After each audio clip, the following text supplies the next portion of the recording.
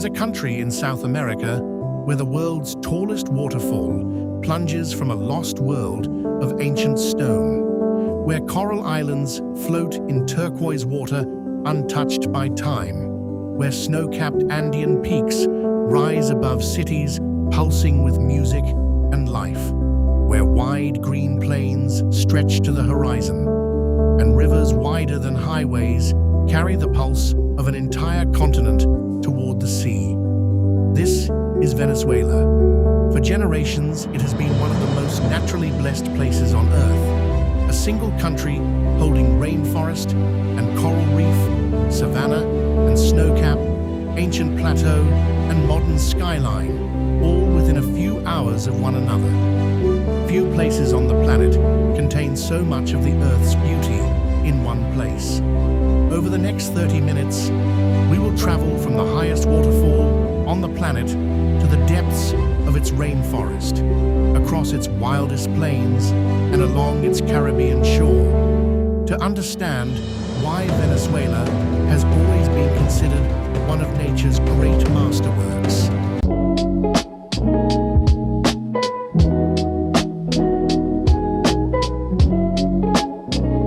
Deep in southeastern Venezuela lies Canaima National Park, a UNESCO World Heritage Site nearly the size of Belgium. Here, ancient flat-topped mountains called tepuis rise abruptly from the rainforest floor, geological formations so old, so isolated, that they inspired the Lost Plateau in Arthur Conan Doyle's The Lost World. Some of these sandstone giants are estimated to be nearly 2 billion years old, among the oldest rock formations exposed anywhere on the surface of the Earth.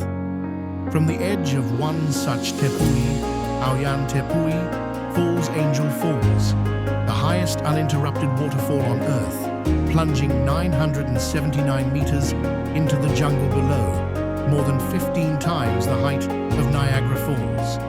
The water falls with such force that before it ever reaches the ground, much of it evaporates into mist, drifting like a living cloud above the canopy, sometimes visible from miles away. Reaching Angel Falls is itself a pilgrimage, a journey by dugout canoe through winding blackwater rivers, deep into one of the most untouched wildernesses left on Earth. Indigenous Pimon communities have called this region home for centuries, guiding travelers through a landscape that feels less like a destination and more like stepping into the dawn of the world. To the Pimon, the tepuis are not simply mountains, they are sacred places, believed to be the homes of spirits, and their isolation has long been treated with reverence rather than conquest. Each tepui rises like an island in the sky, its summit separated from the forest below by sheer cliffs hundreds of meters tall. Because these plateaus have been isolated for so long, some for tens of millions of years, many of the plants and small creatures found on their tops evolved in complete isolation, found nowhere else on Earth. Scientists still discover new species on tepui summits today, carnivorous plants and tiny amphibians that have never been seen anywhere else on the planet, making this one of the last great frontiers of biological discovery. These tepuis are remnants of a single, enormous sandstone plateau that once covered this entire region, slowly carved apart over hundreds of millions of years by wind and water until only these isolated towers remained. Geologists consider them among the oldest exposed surfaces anywhere on the continent, ground that was already ancient long before the Andes to the west had even begun to rise. Near the park's entrance, Canaima Lagoon gathers the runoff of several smaller waterfalls into a single, wide, pink-tinted pool, ringed by palm trees and framed by distant tepuis. It is one of the most photographed and most peaceful places in all of South America. Scarlet macaws and toucans move through the canopy overhead, while orchids found nowhere else on Earth cling to the sheer cliff faces of the tepuis themselves, isolated for so long that entire miniature ecosystems evolved on their summits alone. Plants and insects found on a single mountaintop and nowhere else in the world.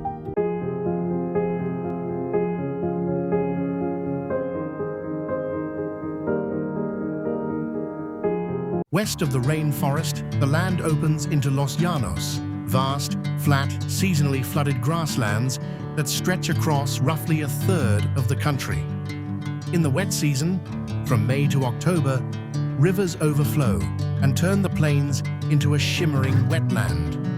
In the dry months, the water recedes and wildlife concentrates around the remaining pools in numbers rarely seen anywhere else in South America.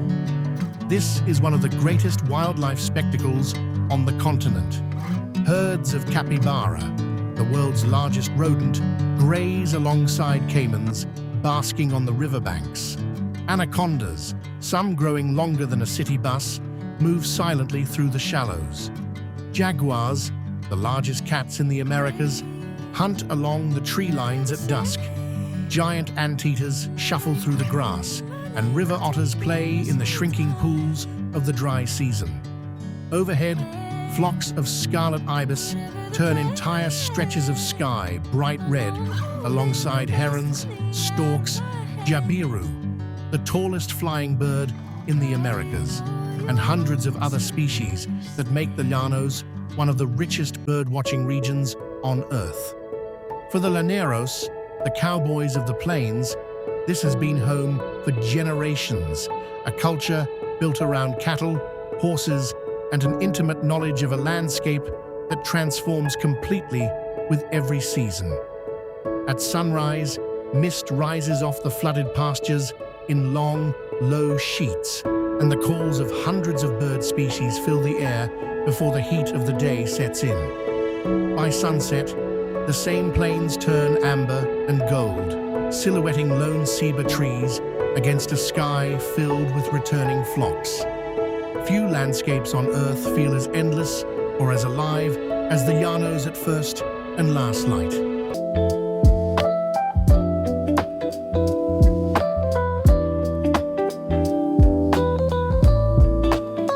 Venezuela protects more of its natural landscape than almost any country in South America. More than 40 national parks, covering roughly 15% of its territory. Together, they form one of the most complete collections of ecosystems found within a single nation, ranging from sea-level coral reefs to glaciated mountain summits, often within a few hours' drive of each other. On the coast, Henri Pittier National Park, Venezuela's oldest protected area, established in 1937, rises directly from the Caribbean into dense cloud forest, home to more than 500 bird species within a single park, nearly 6% of all bird species on Earth. Few places in the world let you walk from a beach into a cloud forest in the space of a single morning.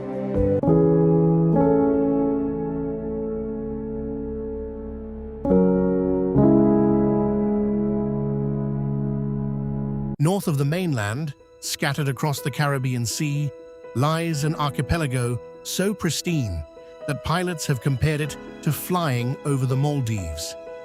Los Roques National Park is a constellation of more than 300 coral islets and cays, ringed by some of the clearest water in the Western Hemisphere.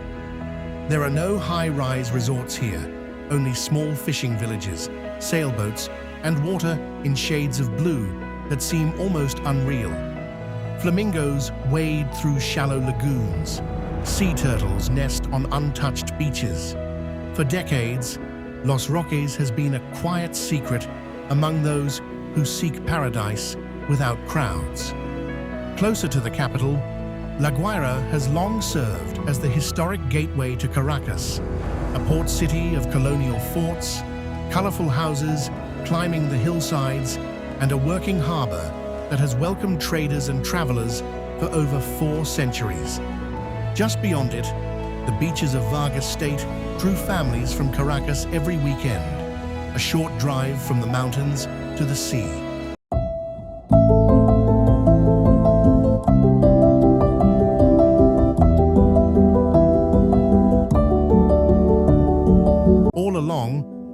Venezuela's more than 2,800 kilometers of coastline, small fishing communities rise before sunrise, launching wooden boats into calm morning water. Snapper, grouper, and mahi-mahi are hauled in by hand line and net, much as they have been for generations, then carried straight to open-air markets where the catch is sold within hours of coming ashore. These villages, from the Paraguana Peninsula in the far northwest to the fishing towns of Sucre State in the east, depend entirely on the health of the reefs and mangroves offshore. It is a relationship as old as the coastline itself. Healthy mangroves mean healthy fish nurseries, and healthy fish mean a way of life that has sustained families here for centuries. Coconut palms line many of these shores, planted generations ago, now leaning permanently toward the sea in the direction of the prevailing trade winds.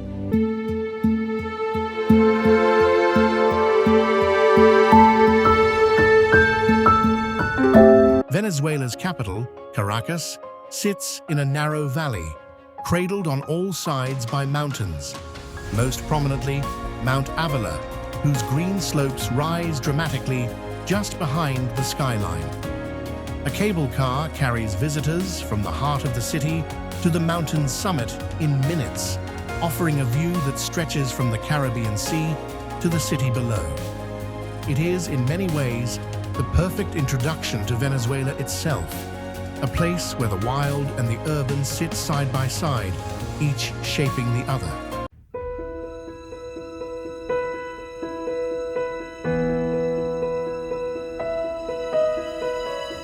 To the west, the Andes Mountains sweep into Venezuela, reaching their highest point at Pico Bolivar, just over 4,900 meters. The city of Mérida, nestled in this alpine landscape, was once home to the world's highest and longest cable car system, carrying travelers above cloud forests and glacial peaks in a single, breathtaking ascent. Here, the greenery changes with altitude. Lowland farms give way to cloud forest draped in moss and wild orchids, then to high Paramo grassland, and finally to bare rock and snow near the summits. Frailejones, strange velvet-leafed plants found only in the high Andes of South America, dot the landscape like silent sentinels, some of them centuries old, growing barely a centimeter a year.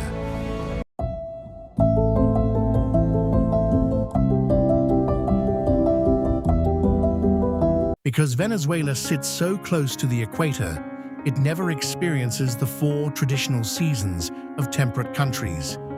There is no true winter here, no falling autumn leaves across most of the country.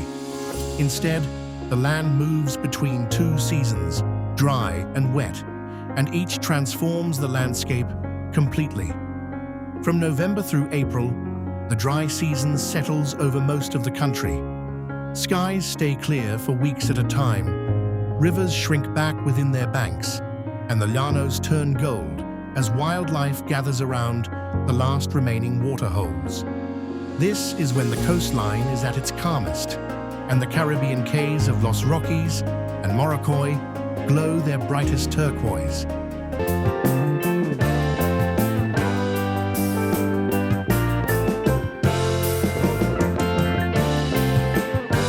Running through the heart of the country is the Orinoco, one of the longest rivers in South America, its basin covering nearly the entire southern half of Venezuela.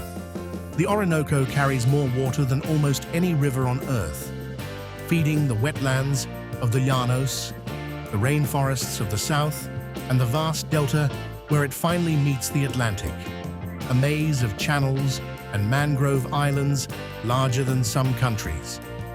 Along its tributaries, dense Amazon-adjacent rainforest stretches for hundreds of miles, home to jaguars, giant otters, harpy eagles, among the most powerful birds of prey on Earth, and pink river dolphins that surface silently in the black water.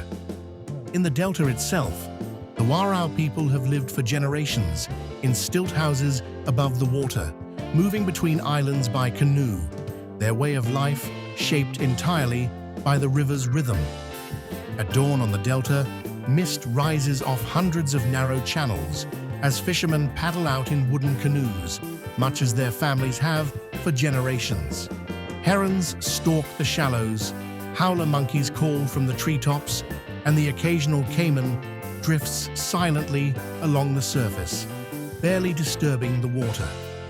The Orinoco Delta alone spans more than 20,000 square kilometers of interlocking waterways, one of the largest river deltas in the world.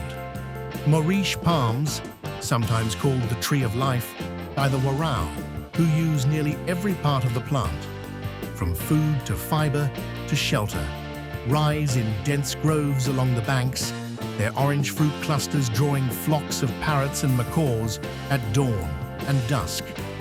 This is one of the most biodiverse regions on the planet.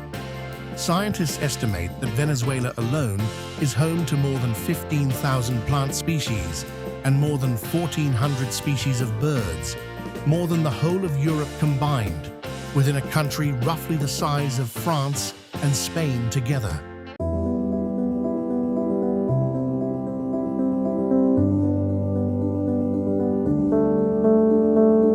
When the sun sets, Venezuela does not go quiet. It simply changes shape. Over the Llanos, fireflies rise from the grass in their thousands, drifting like slow green sparks above the plains. In the rainforest, the daytime chorus of birds gives way to the deeper calls of owls, tree frogs, and howler monkeys, whose roars can carry for miles through the humid night air. Along parts of the coast, disturbed water sometimes glows faintly blue, bioluminescent plankton lighting up with every wave and paddle stroke, a rare and delicate phenomenon found in only a handful of places on Earth.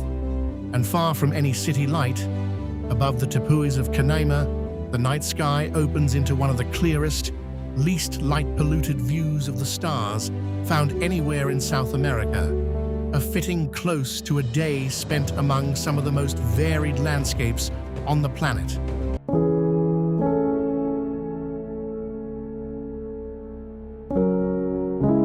This land of extraordinary beauty was built by forces still at work beneath it.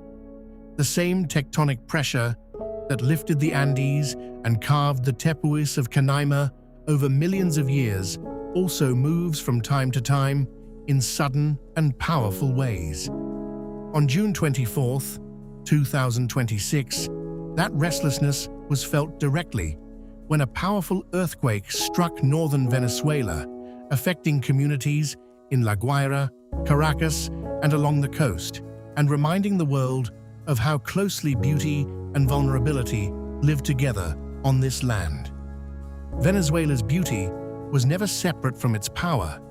They are, and always have been, two expressions of the same restless, living Earth.